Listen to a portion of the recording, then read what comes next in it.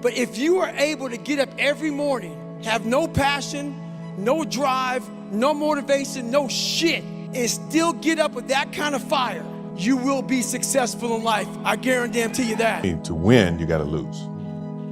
To be successful, you gotta have something that's not successful. To be happy, you gotta have disappointment. So I think all of those things have evolved and happened to make me who I am and understand the benefits and the privileges I have for being who I am, you know. It's the effort, it's the journey. It's like suffering through time that I don't want to be at the gym or why I want to quit on my diet, and I push myself, and every single moment, every day leading up to the show, and I win all those moments. That's winning. That's like winning in life, continuously every day. In life, not only do you need to run towards something that you want, but you need to run away from something that you fear. Be the person that your mum thinks you are, or the person that your younger self wanted as a role model. Brave, courageous, earnest, honest, virtuous, like on fire. When you want to achieve the highest goal of all time, you are going to have to learn how to get your ass kicked all the way up that damn mountain. It's pushing the water, and there's a jogger, actually. Look at this. Wow. It's a Florida man right there for you, Blake, jogging in the hurricane.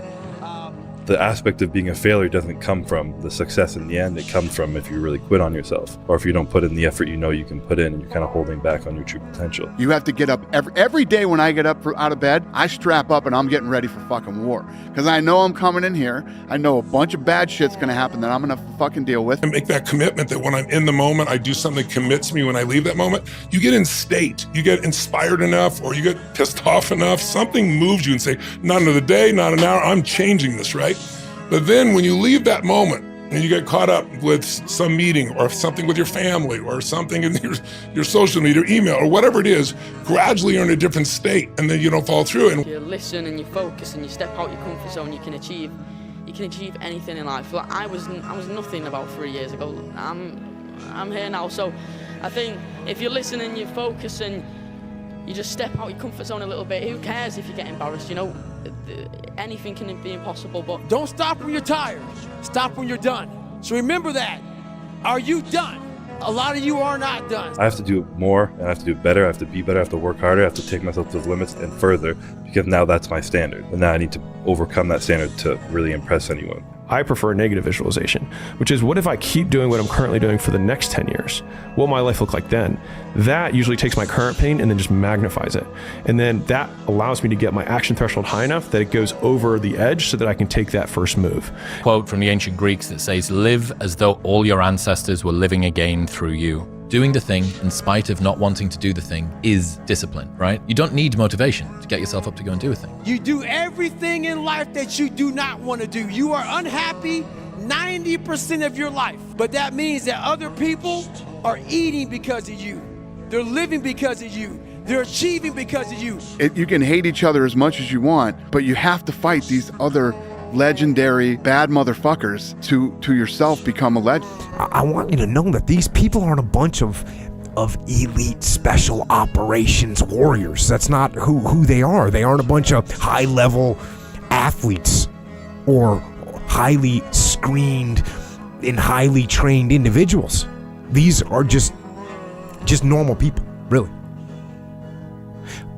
But they're normal people that knew they needed to make a change. And they decided they were going to make a change, and then they made it. And that is what I do. And that is what you can do too. If you have something to change, if you want to change something, change it. You're one decision away from changing. Literally, you are one decision away from changing. It's a decision away.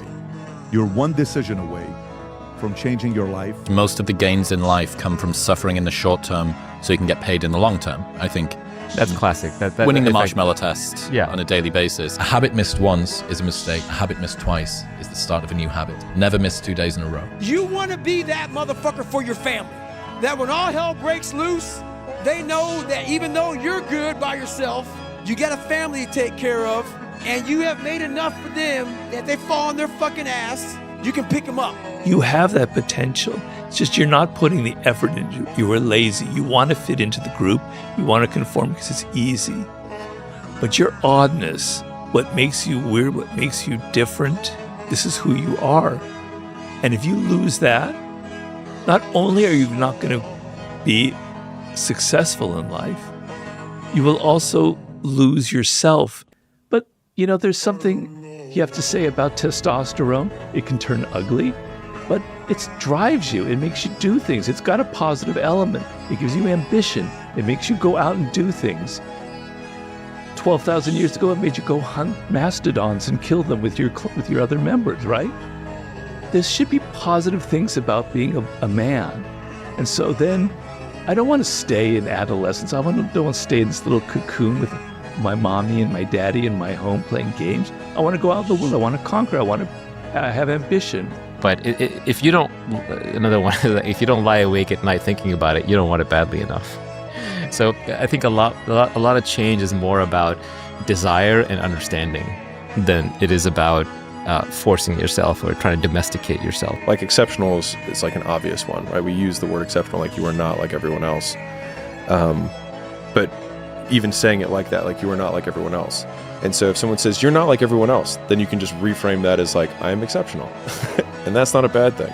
I am very good at disappointing myself. Like I have no problem disappointing myself, right? Like I'll wake up in the morning 2 hours before my alarm and I'll say to myself, you should work out. And 2 hours will go by and I won't work out. Do I have any guilt? None. I'm just like, ugh, you're an idiot, Simon, right? Now, if I'm meeting someone at the gym at 7:30 because we're gonna work out, I'll be there. I won't let somebody down. I am okay. I had a conversation with my team about this and I said, I am okay being a beacon of relentless hard work. I'm okay being the guy who says, fuck your mental health. I'm okay with it because I've given it a lot of thought and I think that the other side is wildly overrepresented and I'm willing to sit on the logical extreme because I think it will help more people. To achieve true greatness, you must be mad. Madness and greatness are inextricably connected. You can't separate them. To get true greatness, there has to be some demons. There has to be a mad struggle in your mind, and you have to want it so badly. You have to want that result so badly that you are willing to put in more time, more effort, more focus, more hours, and just you don't get to smell the roses, man. People, I'm now going to make you feel like you're common. So I use their sadness, their weakness, their parts of their life where, God, this sucks. I'm like all poopy pants and messed up. I use that for my strength. This will be the story that I will one day tell. And that means the harder it is, the bigger the dragon, the more epic the story, and by consequence, the more epic the hero. And if you think about the difference between winners and losers, winners define themselves by what they made happen, and losers define themselves by what happened to them. Win, lose, draw, get what you want, don't get what you want, whatever the outcome is. If you don't half-ass it, at least you're not going to have to wonder, ooh, would the outcome have been different? What if I did give it my all? And boy, wondering that is what keeps us up at night. If your life was a movie and people were watching up to this point, what would the audience be screaming at the screen, telling you to do with your life? What would they be just, it's fucking obvious. Leave the job. Leave the, you need to get like, it's your brother. It's the fucking killer's hiding in the cupboard, whatever it might be. What would the audience watching the movie of your life be screaming at the screen, telling you to do? I already know the answer of what I should be doing. I'm just scared of making the commitment. It won't be easy. It will be hard because life is hard. That's what life is. And these challenges that you face, they're gonna do their best to take you down. Do not let them. Stand up, dig in. Line up those problems and confront them, face them, fight them. Do not let them bring you down. All you're doing is building a bigger, stronger quitter. Your mind hasn't gotten any stronger because you haven't gone back in there and dealt with shit. So the second adversity comes, like, my God, I'm so fucking fit. What's wrong? Your mind is still soft. So I work on the mind. No one's gonna fucking come to help me. It's fucking me against me, period. And so I had to man up. And I said, the first thing I gotta start doing is facing every fucking fear I have. No matter what the fuck it is, man. And these things would keep me up at night. No one, people who are hearing this shit, they will never really understand. Part of the reason why you're not successful at 40 years of age has to be you. Has to be. Some of it has to be. I mean, it could be a fucking avalanche of bad luck, one thing after the other, but I would like to see that you're making progress towards a better direction. But if you're stuck in this modality, if you're stuck in this mindset of, you know, the world fucks me over, it's like never gonna, no one's gonna want to be with you. No one's gonna want to have children with you. No one's gonna be willing to rely on you to support a family. Like, you have to get your shit together. You start thinking your mind is you versus my mind is a tool that I'm going to use, or if I don't use it, it's going to use me. So the majority of people do that. And by the way, during COVID, that number exploded because so many things were taken from people. They were constantly focused on what's missing, and that produces nothing but pain. I am happy if I discover limits. This can be physical limits, it can be limits in terms of strength, it can be limits in terms of your level of stamina, it can be limits in terms of the amount of your flexibility. Because always when I hit them, I know this is my next project. This is the next area in my life right now, which is directly being mirrored in front of my eyes. This is your limitation. You have not went beyond that yet. And so on the one side, this is motivating to me, but on the other side, it also just cultivates this constant drive, this constant fire. You get in your head, you're dead. I think when I say you have to have the head and heart connected, right? It's like, why don't people transform? Because they're in their head about it. They're thinking it through. They think that if I understand this, then it'll just happen. It's absurd. You know, if you're good at something, you've trained it into yourself. I tell people, you get rewarded in public for what you practice in private. Your training of your nervous system to do things is what really matters most. The hardest obstacle was myself. I started realizing more and more and more that all these people were gone. What was haunting me was me. If somebody finds himself in a too dark place, increase the amount of activity. Which means spend a lot of time outside while the sun is shining where there are a lot of people. The opposite is you're in a dark place and you stay at home in your four walls. For some time, it's sometimes necessary, but this is not going to be the solution. The world really only knows the actions that you take. It doesn't know about the internal state until that then shows up in the way that you actually perform. So, yeah, some things to keep in mind. Number one, don't grip life so tightly. Being too serious creates a kind of brittle fragility, which a playful attitude insulates you against. Your goal is dynamic persistence over the long term, and taking things seriously gives you a huge advantage in bursts, but chronic seriousness makes you rigid and at risk of blow up. Take a pause before you make a decision and say, what if? And the purpose for saying what if is that whatever decision you make, always either going to have consequences. The heaviest things in life aren't iron and gold, but unmade decisions. The reason you are stressed is that you have decisions to make and you're not making them. Yeah, no doubt about it. Well, there's no indecision, right? There's only, because you age, like you pay for your indecision. It's a decision to avoid, fundamentally. You have to consider the price you pay for inaction. People presume that inaction has no cost. You don't get to not make a choice. Not making a choice is still making a choice. Every minute that goes by that this decision is undone is a choice. I believe that the longer that you wait before you do a thing that needs doing, all of those minutes that you spend thinking about the thing that needs to be done could have been gotten rid of had you have just done the thing. This person was not built. This person was not made by God. This person was built. I made this person. I made this person by diving into the insecurities that life gave me. You want to be a self-starter. You want to learn in life to start things, to do it on your own, not to wait, to just go out there and start it. Because if you start your business, you will learn more in 2 months than in 20 years of business school, right? And you'll probably fail, but your failure will teach you. So stop waiting and just go out and start it. If I'm running on a treadmill and I get to mile 9 and I get complete cramp in one of my legs, and I know I've told myself I'm going to run 10 kilometers today, he goes, I will have to limp the last mile, even if no one's watching, because I can't let the demons in. And if I let the demons in, they'll show up in the 11th round of a championship fight when there's 50,000 people watching me in the audience, and I know deep in my self-story that I'm the type of person that quits when things get hard because I got off that treadmill at mile 9 when no one was watching. And you start talking to yourself saying, man, my knee is really sore right now.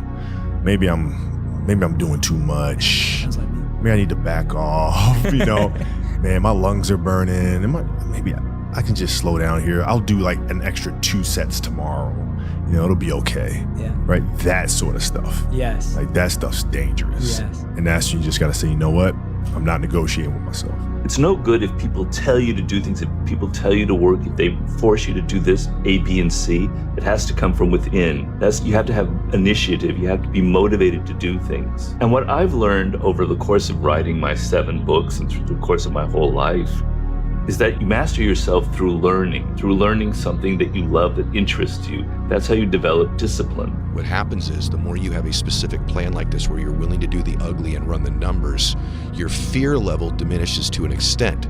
The notion that it's going to go away completely isn't true. Yeah. But there's something about doing the ugly thing that reduces fear. It not only increases your chance of winning, but you're like, the possibility mathematically of me losing now is rather small. Yeah. But when you're not doing these things, the reason you're living with so much fear is the possibility of you not winning is rather great. Yeah. And so you're living with a fear that's self-imposed, self-induced, and your fault because you're not willing to do the ugly. Can I deal with the fact that this is painful for me?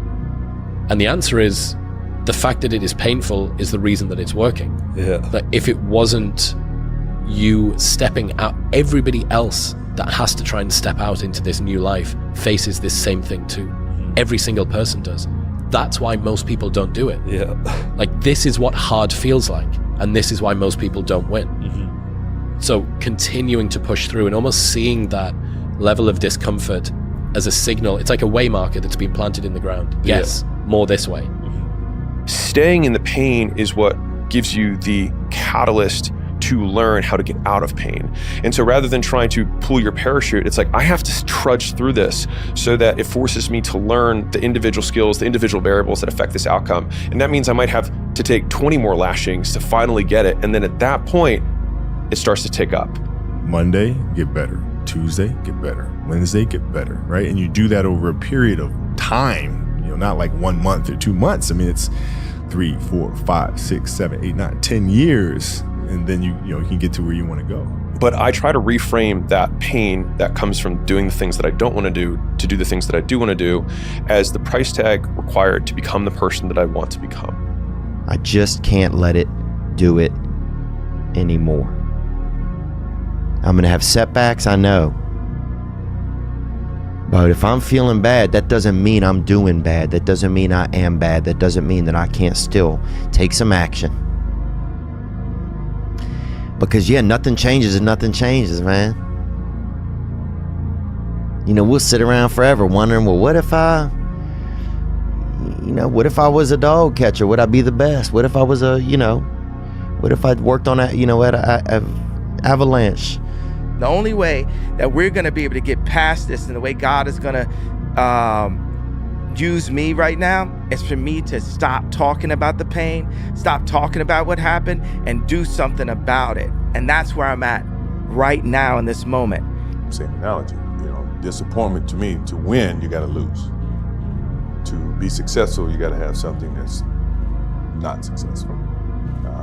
To be happy, you got to have disappointment. So I think all of those things have evolved and happened to make me who I am and understand the benefits and the privileges I have for being who I am, you know, and not to wear it on my sleeve, be very humble about it. That's one thing my parents taught me very well is, you know, don't wear your reputation, don't wear your accolades, don't wear your personality on your sleeve. Let it happen, let it be you. It is who you are. Don't hide from it, but don't wear it and rub it in people's faces. So purpose, we're all looking for this golden purpose. Is it this, is it that, is it making money? Is it my family? The purpose is you. We forget that. Every fucking day I wake up and I don't want to do some fucking shit. I'm like, okay, man, do you want to be a bitch today? Do you want to feel like a little bitch? Do you want to walk around all day knowing that you could, but you didn't?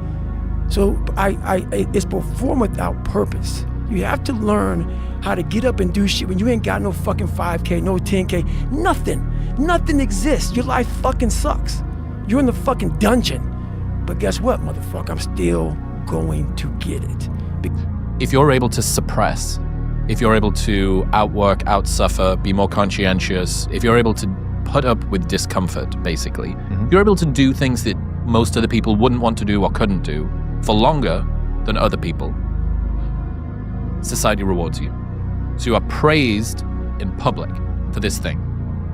The problem is, that same skill in your private life causes you to be able to put up with a level of suffering that is maladaptive. You're a fucking lazy bitch. That's part of your personality. Part of the reason why you're not successful at 40 years of age has to be you. Has to be. Some of it has to be. But if you're stuck in this modality, if you're stuck in this mindset of, you know, the world fucks me over, it's like never gonna, no one's gonna want to be with you. No one's gonna want to have children with you. No one's gonna be willing to rely on you to support a family. Like, you have to get your shit together. And I found out on my own pretty much, is that through discipline, through self-discipline, through repetition, through tons of repetition of the same thing that you don't want to do, and that's the key thing. Through repetition of things you don't want to do, you develop mental, like an armor for your mind. You start to armor your mind, because your mind's like, okay, we suffer every day. It's what we do. We do stuff that sucks every day. So then when the suck stuff comes, you're ready for it. And that's how I started coming up. You know, I just started being very uncomfortable. And now it's like just a way of life. Living the life that you don't want, not wearing what you want to wear, not dating who you want to date, not living where you want to live. Like, you're living at home and you want to move and your parents say no and you don't make the move, and the idea of just living an okay life just sounds so terrifying to me that the freedom to fail over and over again is still more fulfilling to me. At least it feels like it's real than walking through kind of on autopilot. Mental toughness, you've taught me. The definition of that is disciplined thinking and disciplined action under pressure and fatigue. So discipline to commit to things even when, especially when you don't feel like it. The alarm clock goes off at 5:30 in the morning, 5 a.m. It's raining outside, it's dark, it's wet. Every ounce of me that just wants to pull the duvet over my head. But champions do not negotiate with themselves in those moments. It's doing it, especially when you don't feel like it. Don't follow what most people do because you don't want the results that most people get. The average person is obese, likely to be divorced, and has less than 1K in the bank. It feels safe to do what everyone else is doing, but it's actually a terrible decision. It's like the best way to guarantee to not have the life that you want is to do what everyone else is doing. Don't take today off. Not today. Wait until tomorrow. Don't give in to the immediate gratification that is whispering in your ear. Shut that down. Do not listen to that little voice. Instead, go through the motions. Lift the weights, sprint the hill, work on the project, get out of bed. And these are the things you have to think about in the 1 second decision. So that's what that's all about. It's about gaining control of your mind, putting things back in the proper perspective, and then saying, I really do want to be here. and I'm gonna have a bunch of these 1 seconds through this 130-hour journey. And I have to learn to control these, because if I fail one of these 1 seconds, I will not be a SEAL. I will not be a doctor. I will not be a lawyer. I will not be whatever the fuck it is. So that's how important that 1 second decision is. It's all about your mind takes control of you. You have to say, fuck you, I run this. Self-esteem is earned. It's only earned by you with yourself.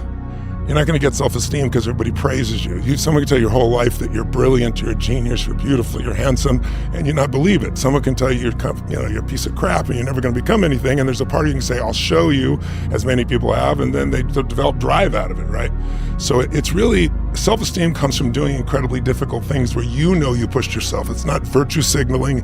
It's not telling people about it. It's what you know inside your soul is true. That every fucking day I wake up and I don't want to do some fucking shit. I'm like, okay, man, do you want to be a today? Do you want to feel like a little, do you want to walk around all day knowing that you could, but you didn't? So it's perform without purpose. You have to learn how to get up and do shit when you ain't got no fucking 5K, no 10K, nothing. Nothing exists. Your life fucking sucks. You're in the fucking dungeon. But guess what, motherfucker? I'm still going to get it. The biggest risk to your future isn't your competition. It's the distractions you insist on keeping in your life, rather than doing the things you know you should be doing but aren't. People delay doing things they don't like for longer than it takes to do them. And it evolved into just like a no-quit mentality. It's accepting these fears I have, this doubt I have, this everything that goes through my mind, but regardless of that, not quitting and not giving up on myself. No matter how hard is the time and what I'm going through and whatever shit I feel, I'm going to still put in the same work regardless of how I feel, and that's a champion mentality, because champion's not controlled by their outside circumstances. They control their own mind inside and how they act. The problem is that you have to face what you don't want to face in order to fix it. Yeah. And so you look at all the things about yourself that need to be burned off, that need to be dispensed with. And that, man, especially at the beginning, especially if you're screwed up, that might be like 95% of you just has to go up in flames. And it's painful. Even some of that stuff that you have to burn off doesn't want to die, and it'll scream in agony while you're burning it off. It's not pleasant. But if you know that you're the thing that can transcend your problems, most fundamentally, if you know you're the thing that, if it faces the problems, can transcend them, then you have the faith that would enable you to take stock. The distance that we can shrink between wanting to do something or thinking something should be done and it being done is a direct indication of our personal power in our lives. And so that has helped me basically think, don't be a powerless bitch. Like, just shrink the gap. Like, you don't need to take 30 minutes of getting ready to start working. Like, you can just start working, because as soon as you get into it, you start pulling the thread and you're like, oh, here it is. And you're not going to break me. No matter what you say, I'll die right here in this water. I don't care. And that mindset has really been beneficial throughout the entire process, because there's parts of BUD/S and parts of being in special operations where you think it's going to kill you. And then at a certain point, you just don't care. If it kills me, it kills me, I don't care. And you get through it. But Cause I know every ain't gonna do what I'm gonna do. So this is how you level up. That's how you level up. I know there's a whole bunch of people with that right there. That fires me up. That makes me fucking happy, what you just said. That brings joy to my life right there. Why? Because I know there's so many people that have the ability and just refuse to get off that couch. Refuse to study a few more hours. Refuse to go deeper, to go further. And that's where I gain the advantage. It's so easy to be great nowadays, my friend, because most people are weak. Most people don't want to go to that extra mile. Most people don't want to find that extra because it sucks. Do so much work, it would be unreasonable for you not to be successful. I mean, this is a super known one, but like, the magic is in the work that we're not doing, right? It's the obvious list. If you were trying to get in shape, you know you should eat less and you should move more. You know that. And so I used to even do these when I would have a weight loss customer who'd come in the door and they'd be like, so tell me more about and I would just say, like, do we really need to get into it? Like, you already know what you're supposed to do. The question is why you aren't doing it. Purity in physical pursuits right? Because it doesn't matter what your social status is. It doesn't matter how people perceive you. When it comes down to how long can you stay in that pool, when it comes down to how far can you run, when it comes down to how much can you push yourself past the part where you want to quit, how far can you keep going, there's a purity in that it dissolves social order, all that bullshit, what people think about you goes out the window. It's who are you right now? That's right. Who are you right now? Are you happy? What's wrong with you? I'm driven. I'm obsessed. And that's what you see. Success is the only revenge. As you expand, they shrink into irrelevance. As you get louder, no one can hear them. You don't beat them, you cast a shadow so big, no one can see them to begin with. When people copy, they copy the wrong stuff because they don't know why it worked to begin with. And when it breaks, they don't know how to fix it because they didn't build it. So don't sweat it. Copycats will always be behind.